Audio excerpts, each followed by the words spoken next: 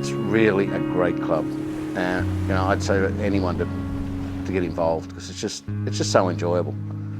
The club actually started in 1954, and it was started because some of the members didn't have much to do in the winter.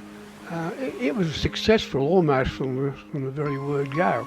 I guess like everybody of the vintage that I am and they are, you just sort of automatically became members of the Eskimos. It was a winter continuation of the surf club. A lot of the Bondi guys came across from Bondi Surf Club to swim with us in the winter time. Peter Phelps was one swimmer who was an Olympian 100-metre swimmer.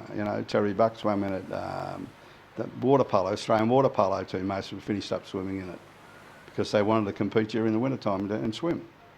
And I think possibly the first guy was Cyril Baldock. And from Cyril, David Murray knew him from the bank, and Cyril came over and swam with us, and then he brought across quite a few other Bondi guys, like Lenny Harris, who's still there, of course. And Yeah, I came from Bondi Surf Club. No one from Bondi Surf Club went to Bondi Icebergs because you had to be 25 to be in the iceberg. In that era, the Eskimos had a really, really great swimming team. The years we have been a really, really strong swimming club. A lot of it just emanated certainly after the Tokyo Olympics with a couple of members and their involvement in the Olympic team, but also because of our friendships in the surf club.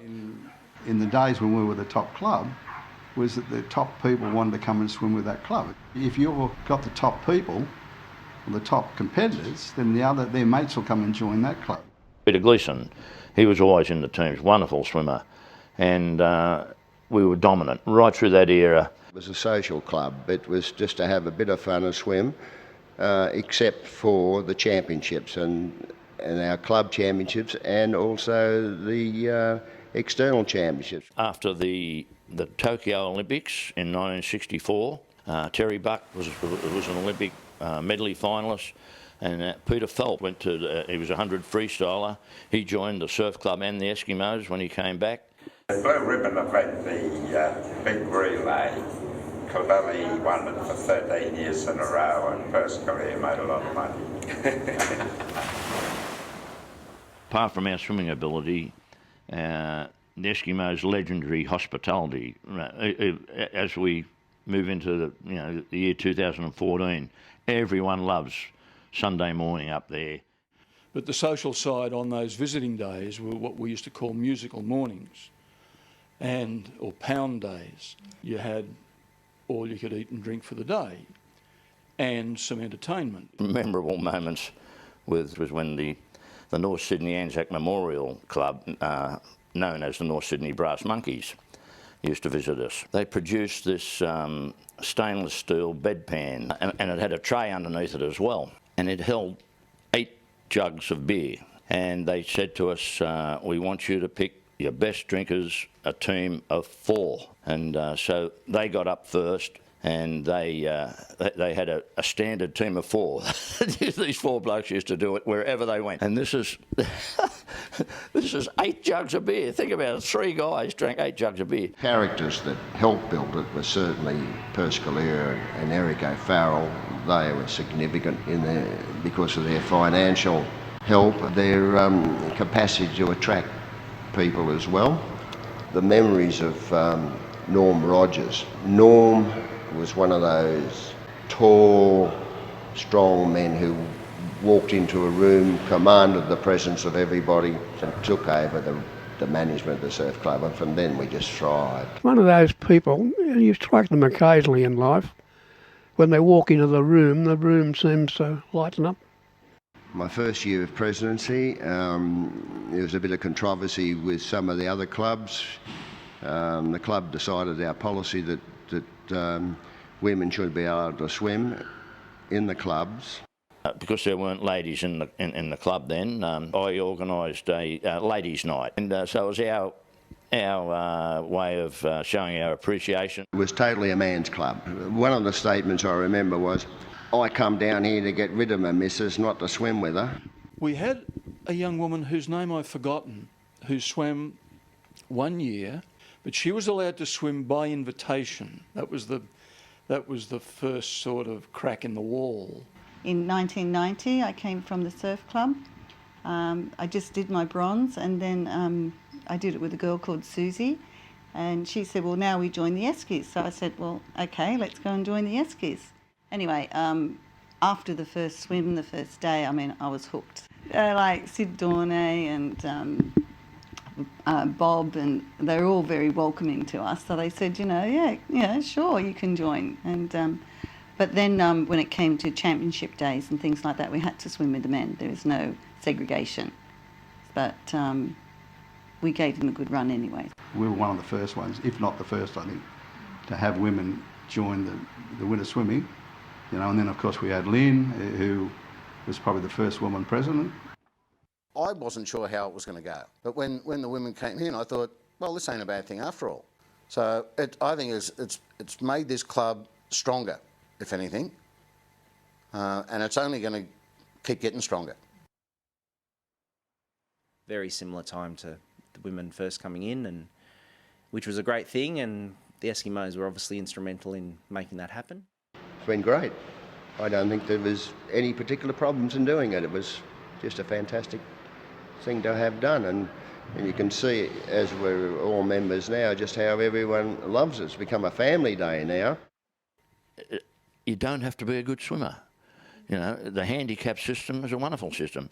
Look, I think it's a great idea. I think it's fantastic, because there is a lot of us that just can't make it to that elite level, and this still gives us a chance to be involved and to have a swim, and that's just, it makes it worthwhile. And there's a lot of sitting, talking, sunbathing. Junior swim. And then at 11 o'clock the seniors start, and you do your first race, which is a 66, so across the bay and back. And then if you come first, you make the final.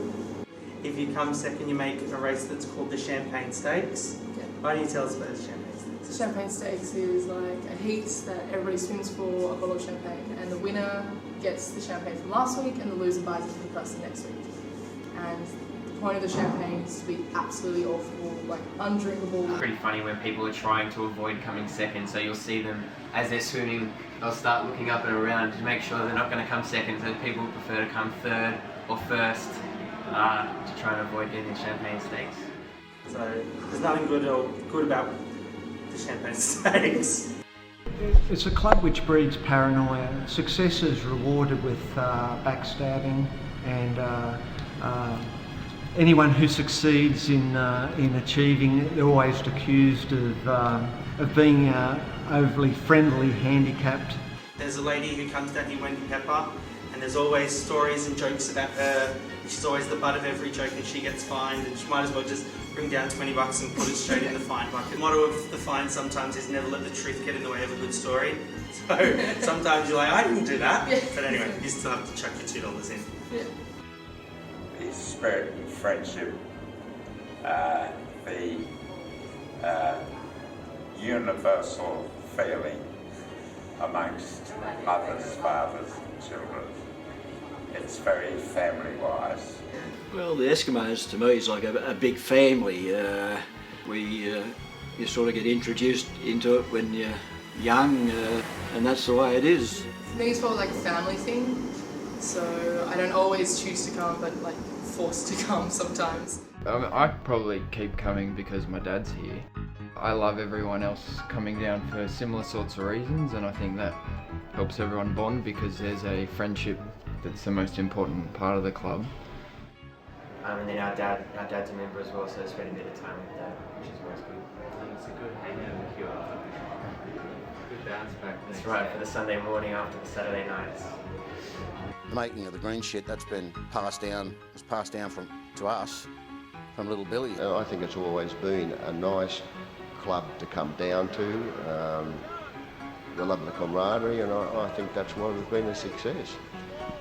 I never thought that anything like that would happen to me in my life, and the Eskimos, like being a part of it for 23 years, gave me that momentous time. It was amazing, yeah. The word community is a vital word. In fact, most of our members all live locally.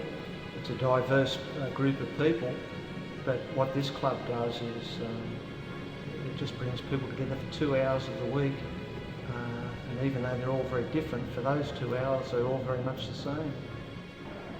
We've just got our own character. There's some wonderful stories from the old days, but these people that are outside in the hall now, they're creating their own stories from now. And we've had a succession of brilliant presidents who all know how to play the game well, and I can't see us going anywhere but further forward. You know, it is the world's best club. There is no doubt about it. Cyril's going to swim the English Channel in August. Cyril, we all know you're mad, but we love you.